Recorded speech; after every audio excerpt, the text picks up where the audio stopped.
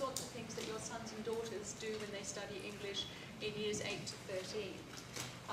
Because you will have already, probably most of you, been here with students in year 7, we won't go there, but I can say that the middle years program we take up from year 7 and we continue through to the IB. The program is taught through a variety of literature. It's skills-based, and that means that we can teach a number of texts, not necessarily the same one in each class, because as long as the texts are of comparable ability and difficulty, we are teaching these sorts of texts in order to teach skills to your students, so that they are able to function highly by the time they leave school and in their chosen careers after. We study a range of texts, novels, short stories, plays, so that there is quite a range of both literature in English and literature translated into English, so that we broaden the horizons of your sons and daughters.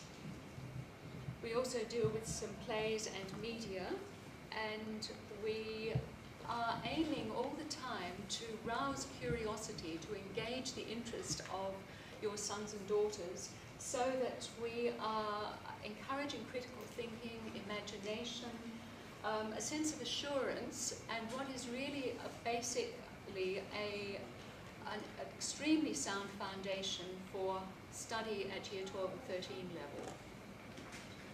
The curriculum is cyclical, which means that we keep coming back to those skills that we saw on the earlier slide, and we are dealing with them in a more sophisticated way each time we approach them, and we are using more sophisticated text in each year, constantly coming back to those fundamental skills that need to be taught. If we look at the way in which we do this in the middle years program, it's done through what is called approaches to learning. And that might sound like sort of you're still possibly as year 8 parents getting used to the terminology, but it means that we start to ask students to look at the text that they study through, I might say, a variety of lenses. And the first of these is approaches to learning, which means how do you learn? How do you know the way that will facilitate your study of literature?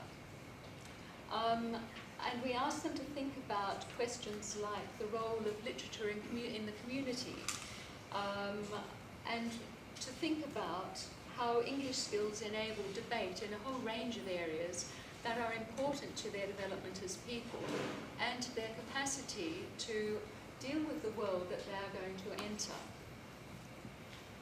We, as a second of the 5 areas of interaction, look at health and social education, but we look at it in terms of the literature that we're teaching. And we're encouraging a range of questions of the type that you can see here.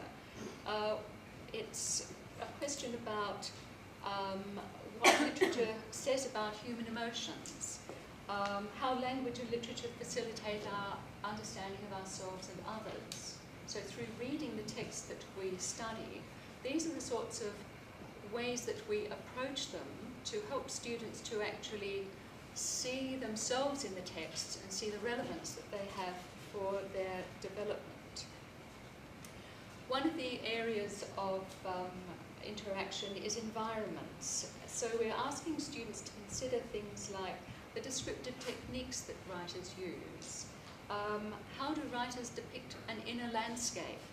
We look at setting in a novel, but what about the inner setting and the ways in which we understand ourselves? So they're looking at the external world in literature, and they're looking at an internal world. We're also looking at human ingenuity, saying, well, how does a writer communicate in ways that are interesting? How do writers get us to think about the thisness, a sort of philosophical idea of the nature of things? We ask questions like, how do texts make us think differently? We're not just reading them in order to answer an exam question, but we're reading them in order to be able to think about ourselves and the world, and to understand something of what Shakespeare, for example, says of Cleopatra. the infinite variety of styles and genres to enrich students' life with this understanding. We can ask them questions about, what is it that inspires you in writing, and in what you read. The years between 7 and 11 are approached also from a range of themes that are appropriate to the year groups in which the students are studying, and I'm going to ask Miss Yo if she will talk about that with you. Hello everybody. As you can see, we've got two kind of spinal columns running throughout our course. The first one is are the areas of interaction which underpin the NYP curriculum and which are common to all subjects. And the second ones are our English skills, which are particular to our subject, the lenses through which English, views and contributes to the overarching curriculum. And so, as the child develops and progresses through CIS, what we attempt to do is to take a theme and match it to a year group. For instance, in Year 7, they begin with the self, examining their background, the family environment, perhaps school and their immediate circle. In Year 8, they start to turn their gaze to the world around them. Community, first of all, but also under our theme of journeys, foreign landscapes, both in terms of time and space, imaginary landscapes, notions of the other, the exotic, how we might define who we are by who we are not. And in that way, it also engages with our NYP, IBDP, so many confusing acronyms, engagement with cultural diversity and also our school's multilinguistic position here. Year 10, we also take a further step to look at perspective. The children are growing up and they need to see that the way that they see the world is not simply literal, that the way that we use language and our own internal prejudices and biases might inflect and prejudice our perceptions. Here is also where the kids develop a more sophisticated appreciation of the texture of language. And in Years 9 and 10, you can see that our genre focus seeks to expand their literary experience so that by the time they hit Years 12 and 13, they've got a wide reading experience.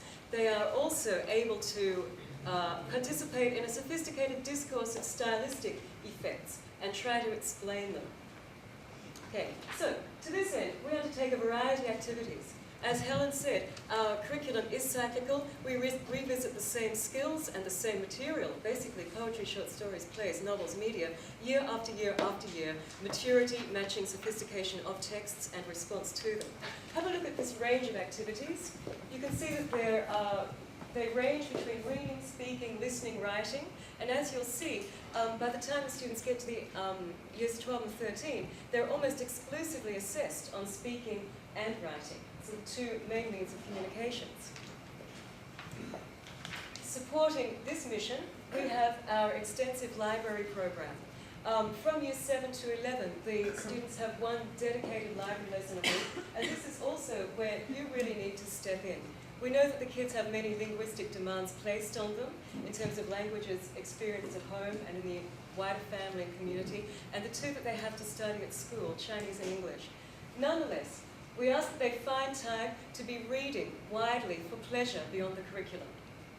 Also, that they borrow and listen to tapes. They can put them on their iPod from the school library, and immersion in the rhythms of English literature, particularly if they don't hear that every day in the home, can go some way to preparing them for that all-important speaking exam they're going to encounter right at the end. Finally, independent learning. We're building people. We're planning a forest. We want them to explore their tastes and to pursue avenues of inspiration.